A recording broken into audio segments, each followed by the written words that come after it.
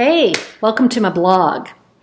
So, this wasn't what I intended to talk about today, but it's morning here where I am, and I thought, they might like knowing a little bit about where I am, who I am, and my life. So, I'm going to talk about how I got this morning, these 3 big scratches. Now, I live in Kansas, the far southwest side, about 14 miles from Colorado. And while I'm in a little town, it's not very big, and the back of our house looks out onto about 25 miles of just open country. So we have a lot of critters that come to visit the house. We have some feral cats, and we also have a family of skunks, which is kind of fun. Now, the skunks are welcome. It's been fully 10 years since anybody's ever sprayed at the house. They're very well mannered, and this time around, we have one that comes almost every evening. I've called him Peppy because he's a little bitty thing, little bitty male. And he's not, I think he's a midget. I don't think he's going to get a lot bigger, but he is darling and he just dances. He's real alert all the time. Now, the other thing I've got is 2 cats that are indoor cats. They go in and out, and Rosie is our oldest one. She's 12, and she is a short-haired calico. And Rosie absolutely takes a completely dim view of all other creatures everywhere, including our other cat, but that's another story. We have, over the years, established kind of a detente between her and the feral cats that come to eat the cat food we have out. But I'm really careful not to leave her out on the deck very late at night so that she doesn't have to interact with skunks. Well, last night I was working and I had a lot of stuff I was really focused on, and about 10 o'clock I just went, oh my gosh, I left Rosie out, and I looked out and I was too late. Peppy was out there and she had him cornered up on the end of the deck, and she'd been sprayed once. And I thought, oh my gosh, can I get her in without getting me sprayed or having her actually attack this poor little guy? I mean, he was traumatized, I'm sure. He just wanted us to leave him alone. So I finally kind of got her corralled, got her brought in, and that's not actually how this happened. I got her inside, stuck her in my big kitchen sink, doused her with a product called Nature's Miracle, which will take the scent away. It worked. She was fine with that process. I washed it all off. And so by now it's about 11-ish. And I thought, okay, we're going to go to bed. But she was wet. So she got in bed with me. And because she was wet, she was also cold. So she got kind of snuggled up next to me. I thought, okay, fine. So I went to sleep. Well, the next thing I know, she's trying to sleep on my head. And she's shivering because she's cold, because she's wet. So by now it's about midnight, and you know how you have these ideas, these thoughts that come through your head when you're kind of half awake and they sort of seem like a good idea at the time? Well, I'm lying there and thinking, okay, she's cold because she's wet. I'll just blow dry the cat. Problem solved, right?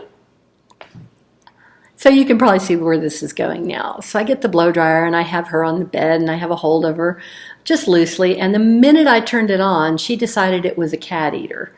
And she took off across my arm, which has caused this, and was absolutely terrified. So that didn't work out very well. And once I had to stop for a little bit to get the bleeding stopped. I had a big bandage on this, and I thought, no, that's going to look even weirder. I'll just tell them what happened. That's simpler. So I ended up getting an electric blanket from downstairs and fixing that for her to sleep on. And we finally all got to bed, I think, about 1 o'clock this morning. So I haven't had a lot of sleep. I am here having a second cup of coffee with all of you. So good morning. And thanks to the miracle of the internet, I can sit here in your living room with you. How cool is that?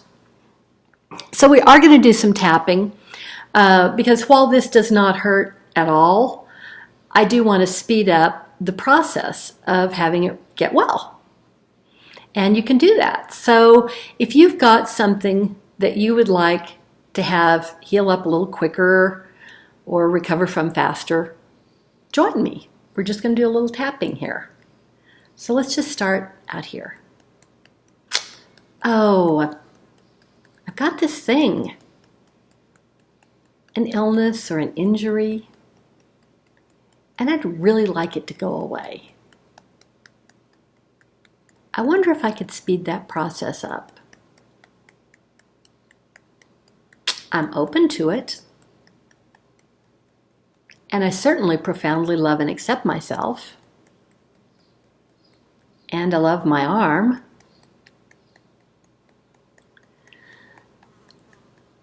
Even though I can't believe I have these big scratches on my arm, and fill in with whatever you have going on, I completely love and accept myself. And Rosie. She didn't mean to hurt me. And anybody else or any other critters that were involved in this entire debacle. And I completely love and accept myself. Okay. What if I could speed up the process so that these cells would heal and recover faster? It might be possible. And since I know that healing is a natural process of my body,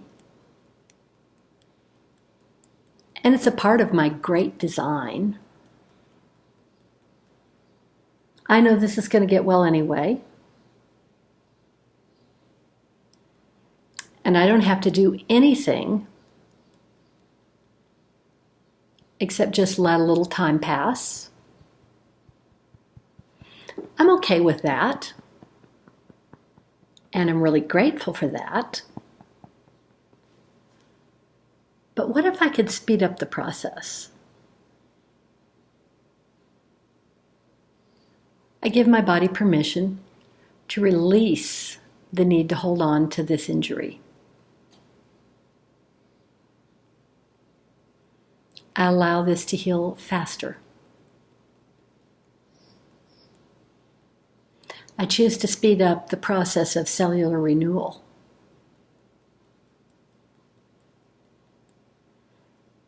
I choose to increase my metabolic rate and all the processes that are needed so that I can heal faster. It's perfectly safe to do this. I allow it to be easy, and I choose to do this with no harmful side effect to my mind, body, or spirit, or anyone else. Because I completely love and accept myself. I love all parts of my body, including the ones that aren't quite the way I want them to be. So now I choose to send a little extra love to that part of my body. Because I'm okay. And I completely love and accept myself. Peace. Okay, I'll let you know how that goes. I hope this was good for you, and I look forward to seeing you again soon. Now I'm going to finish my coffee. Enjoy your day.